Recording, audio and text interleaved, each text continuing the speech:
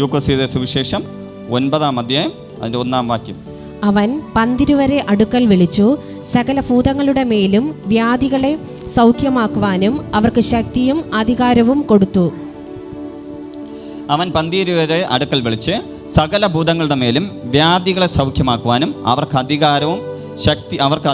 അവർക്ക് ശക്തിയും അധികാരവും കൊടുത്തു. തൊട്ട് താഴെ വായിക്കുമ്പോൾ ദൈവരാജ്യം പ്രസംഗിപ്പാനും രോഗികൾക്ക് സൗഖ്യം വരുത്തുവാനും അവരെ അയച്ചു പറഞ്ഞത്. അതായത് നമ്മെ വിളിച്ചത്, അല്ലെങ്കിൽ ശിഷ്യന്മാരെ വിളിച്ചത്, കർത്താവിനോട് കൂടെ ചേർന്ന് നടന്ന ശിഷ്യന്മാരെ കർത്താവ് വിളിച്ചത് സകല ഭൂതങ്ങളുടെ മേലും വ്യാധികളെ സൗഖ്യമാക്കുവാനും ശക്തിയും അധികാരം കൊടുത്ത് ദൈവരാജ്യം പ്രസംഗിക്കുവാനാണ്. ഹല്ലേലൂയ. ഇനി അടുത്ത് വരാൻ പോകുന്ന ഉണർവിൽ ദൈവാത്മാവ് ചെയ്യുവാൻ പോകുന്നത്, ഇന്ത്യയുടെ അകത്തൊരു ഉണർവ് വരാൻ പോവുകയാണ് കേട്ടോ. ഉണർവിനെ കുറിച്ചൊക്കെ ഞാൻ ഇതിനകത്ത് പഠിപ്പിച്ചിട്ടുണ്ട്. ആ ഉണർവുകൾ നോക്കിക്കഴിഞ്ഞാൽ എല്ലാം ക്രിസ്തീയ രാജ്യങ്ങളിലാണ് നടന്നിട്ടുണ്ടെങ്കിൽ, അമേരിക്ക പോലെയുള്ള ക്രിസ്തീയ രാജ്യങ്ങളാണ് നടന്നിട്ടുണ്ടെങ്കിൽ, ഇന്ത്യയുടെ ഉണർവിന് വേണ്ടി കഴിഞ്ഞ കാലഘട്ടത്തിൽ, കഴിഞ്ഞ നൂറ്റാണ്ടിൽ ജീവിച്ചിരുന്ന പലരും പ്രവചിച്ചിട്ട് പോയതും കർത്താവ് പലരോടും സംസാരിച്ചതും ഇന്നും പല അഭിഷിക്തന്മാരും കാത്തിരിക്കുന്നത് പോലെ ഒരു വലിയ ഉണർവിൻ്റെ ശക്തി ഈ നാളുകളിൽ നമ്മുടെ സഭയ്ക്കകത്തും ദേശത്തിനകത്തും കുടുംബത്തിനകത്തും രാജ്യത്തിനകത്തും വെളിപ്പെടുവാൻ പോകുന്നു. ഒരു അപ്പോസ്തല പ്രവൃത്തി ഇതിനകത്ത് വെളിപ്പെടും. ഇതിനകത്തിരിക്കുന്ന ചിലരെ കർത്താവ് അതിനുവേണ്ടി അപ്പോയിൻമെന്റ് ചെയ്യും. പരിശുദ്ധാത്മാവ് ഇങ്ങനെ തന്നെ ദൂത് പറയുവാൻ പറയുന്നു. ഇന്ന് ഇതിനകത്ത് കടന്നു വന്ന ചിലർ അതിനകത്തുണ്ട് എന്ന് പരിശുദ്ധാത്മാവ് ദൂത് പറയുന്നു. നിങ്ങളെ കർത്താവ് ഉപയോഗിക്കുവാൻ പോകുന്നു. നിങ്ങൾക്ക് അത്ഭുതം ചെയ്യുവാൻ, രോഗികളെ സൗഖ്യമാക്കുവാൻ, ഭൂതങ്ങളെ മാറ്റുവാൻ, അല്ലെങ്കിൽ ഭൂതത്തിൻ്റെ മേലുള്ള അധികാരത്തോടെ കർത്താവ് ചില സ്ഥലങ്ങളിൽ പറഞ്ഞയക്കും. പരിശുദ്ധാത്മാവ് ഇങ്ങനെ തന്നെ എന്നോട് പറയുന്നു, ചില വ്യക്തികളെ കർത്താവ് സെലക്ട് ചെയ്യും. പൈശാചിക സാന്നിധ്യങ്ങളെ ഭയപ്പെടാതെ, ലോകത്തെ ഭയപ്പെടാതെ കർത്താവിന് വേണ്ടി ജീവിക്കുന്ന ചില വ്യക്തികൾ ഇതിനകത്ത് എഴുന്നേൽക്കും.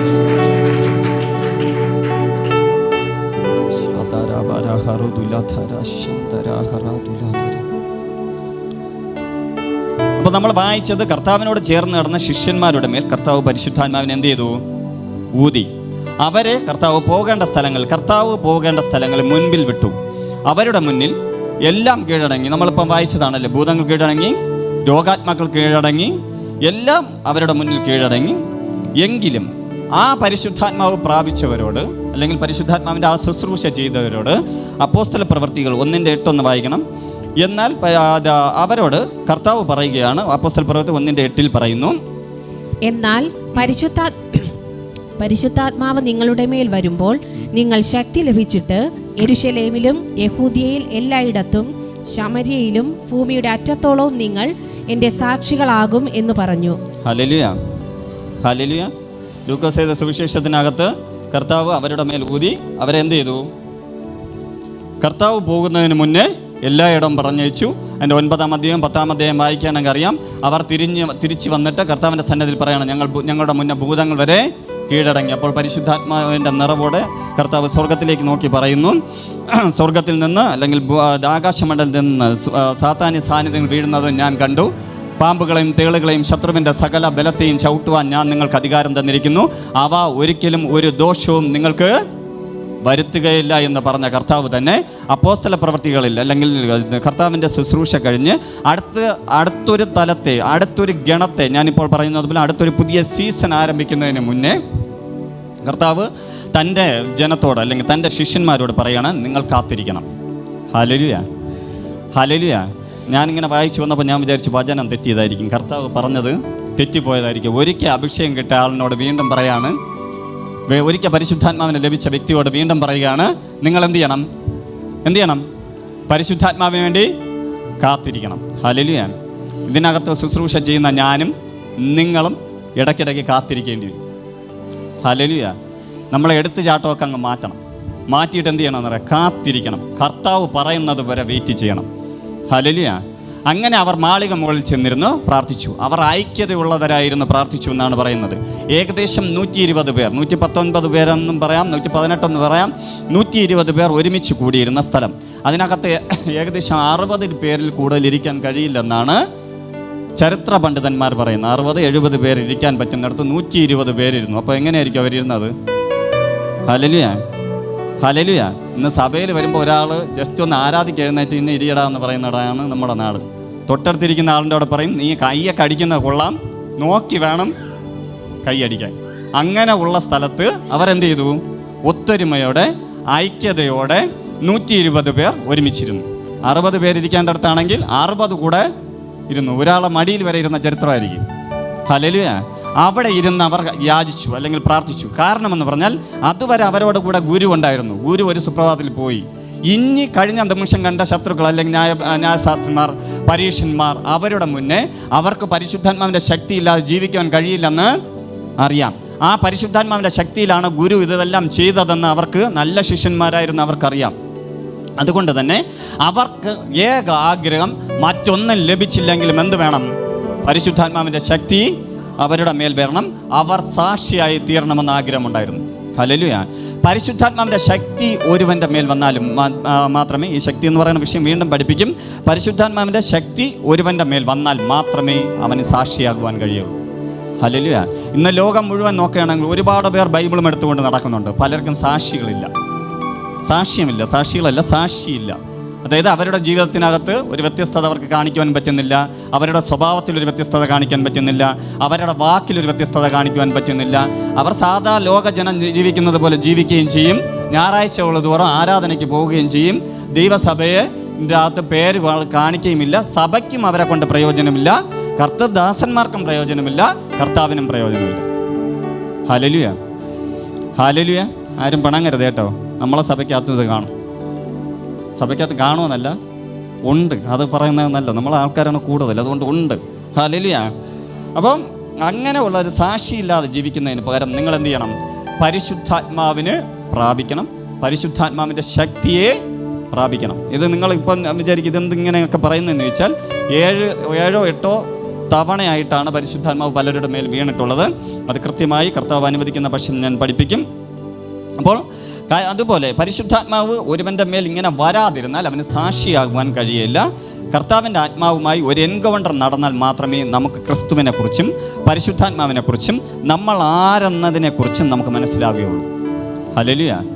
നിങ്ങളും പരിശുദ്ധാത്മാവുമായി ഒരു ആഴമേറിയ ബന്ധത്തിലേക്ക് വന്നാൽ മാത്രമേ നിങ്ങൾ ആരാണെന്നും ക്രിസ്തു ആരാണെന്നും നിങ്ങളുടെ കൂടെ നിൽക്കുന്ന പരിശുദ്ധാത്മാവ് ആരാണെന്നും എന്തിനാണോ നിങ്ങളെ വിളിച്ച് വേർതിരിച്ചു എന്നും മനസ്സിലാവുകയുള്ളൂ. ഹല്ലേലൂയ. ഞാൻ യേശുവിനെ അറിഞ്ഞിട്ട്, യേശുവിന് വേണ്ടി ജീവിതം മാറ്റി വെച്ചിട്ട് 13 വർഷമായി. ഇങ്ങനെ പറയുന്നതാണ് ബെറ്റർ. ഹല്ലേലൂയ. എന്നെ കർത്താവ് വിളിച്ചത് 13ാമത്തെ വയസ്സിലാണ്.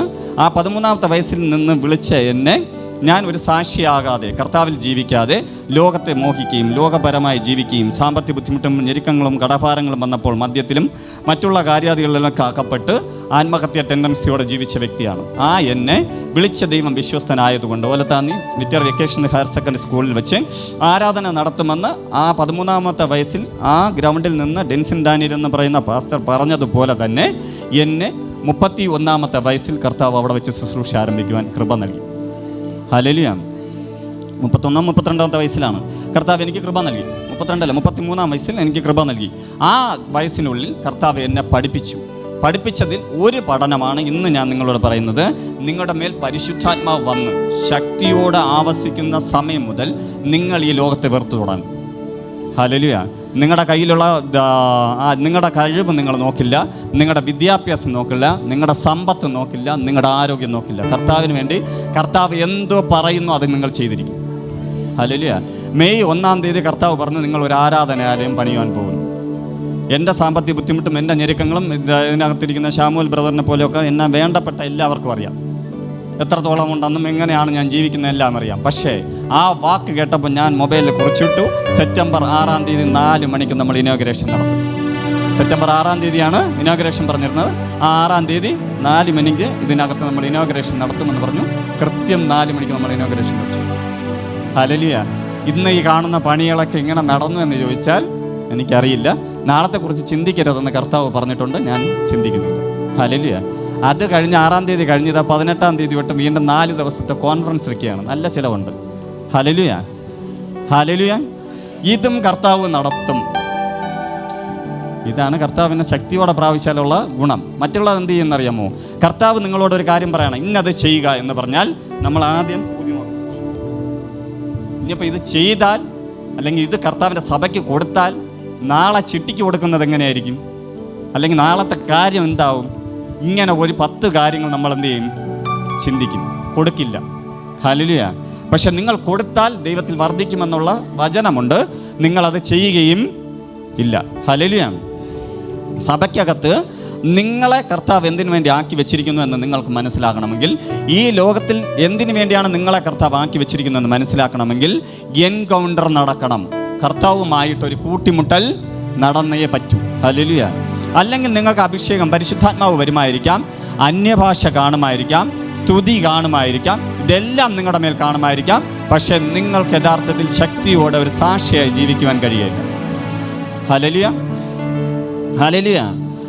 അപ്പോൾ ശുശ്രൂഷ ചെയ്യുന്ന ശിഷ്യന്മാരായി ജീവിക്കുന്ന നമുക്ക് കർത്താവിൻ്റെ സാക്ഷിയാകണമെങ്കിൽ എന്ത് വേണം?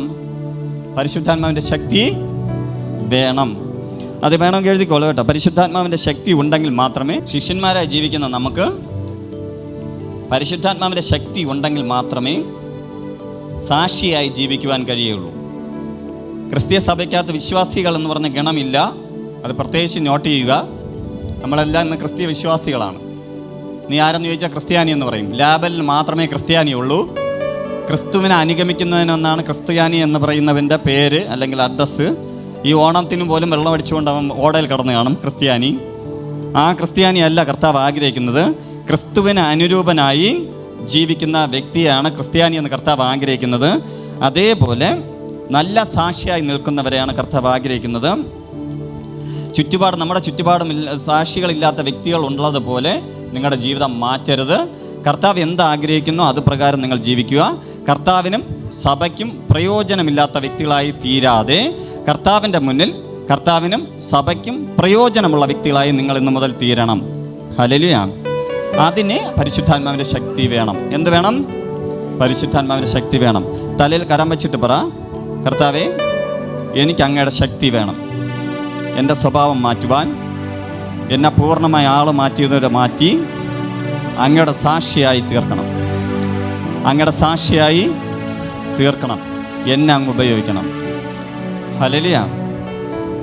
ക്രിസ്തുവിൻ്റെ സാക്ഷിയായി ജീവിക്കുന്ന ഒരു വ്യക്തിയെ പരിശുദ്ധാത്മാവിന് ഭയങ്കര ഇഷ്ടമാണ്, അല്ലെങ്കിൽ കർത്താവിന് ഭയങ്കര ഇഷ്ടമാണ്. കർത്താവ് നിങ്ങളെ ദേശത്തിനകത്ത് വെളിപ്പെടുത്തും. ഹല്ലേലൂയ. നിങ്ങളുടെ ഭവനത്തിനകത്ത് നിങ്ങളെ വെളിപ്പെടുത്തും. നിങ്ങളുടെ ശുശ്രൂഷ മേഖലയിൽ നിങ്ങളെ കർത്താവ് വെളിപ്പെടുത്തും.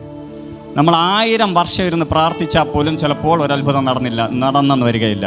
അതേസമയം നീ പരിശുദ്ധാത്മാവിൻ്റെ ശക്തി പ്രാപിച്ച് കർത്താവ് പറയുന്ന രീതിയിൽ നീ ഒരു സാക്ഷിയായി മാറിയാൽ, ഒരു നല്ല ശിഷ്യനായി മാറിയാൽ, നല്ല ശിഷ്യനിലൂടെ ദൈവപ്രവൃത്തി വെളിപ്പെടും.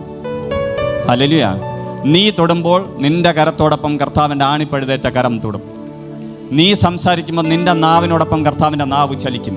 നീ നോക്കുമ്പോൾ കർത്താവിൻ്റെ ശക്തിയുള്ള, തീഷ്ണതയുള്ള, അഗ്നി ജ്വാലയ്ക്കൊത്ത കണ്ണുകൾ നിന്റെ കണ്ണിലോടൊപ്പം ചലിക്കും.